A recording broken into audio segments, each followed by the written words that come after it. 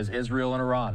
They've continued to trade strikes as እስራኤል የኢራን ሚሳኤሎችን ጠልፊያለሁ ስትል ቴህራን ከኢራን የተተኮሰው ሚሳኤል ወደ ሀገሪቱ ሊደርስ አልቻለም ስትል የእስራኤል ጦር በመኪና ላይ የተጠመደ ቦምብ መፈንዳቱን ተናግራለች።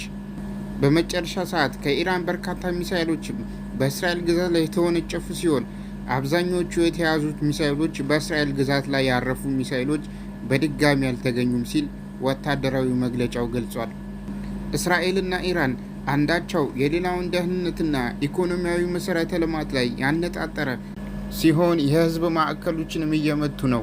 በእስራኤል የመጀመሪያ ጥቃት ቢያንስ 4 የኢራን እስላማዊ አብዮታዊ ጥበቃ ጓድ ከፍተኛ አዛዦች እንዲሁም በርካታ የኒውክሌር ሳይንቲስቶችን ተገድለዋል።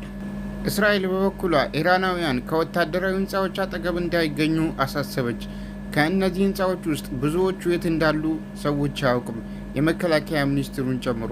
እስራኤል በሊባኖስና በጋዛ ላይ ባደረገችው ጦርነት ያየነው ተመሳሳይ ተግባር ነው። ይህ ማስፈራሪያ ሲቪል ህዝብ መሄጃ አጥቶ እያለ በኢራን ውስጥ ምንም የቦምብ መጠለያዎች በሌሉበት ሁኔታ ሳይረሶች በሚጮሁ ናቸው። ስለዚህ እነዚህ ማስጠንቀቂያዎች የበለጠ ሽብር የሚፈጥሩ እንጂ ሌላ አይደለም ስትል አንድ ኢራናዊ ተናግራለች። ትራምፕ በማህበራዊ ሚዲያ ላይ ባሰፈሩት መልእክት በኢራንና በእስራኤል መካከል ያለው ሁኔታ ለማረጋጋት ብዙ ጥሪዎችና ስብሰባዎች እየተደረጉ ነው ብሏል። ትራምፕም አክለው እኛ የምናውቀው ነገር ቢኖር በቅርብ ቀናት ውስጥ አሜሪካ በኢራን ወታደራዊ ቦታዎች ላይ የአየር ድብደባ እንደሚፈጸም በመገመት ለኢራን ማስጠንቀቂያ ልከናል ብለዋል።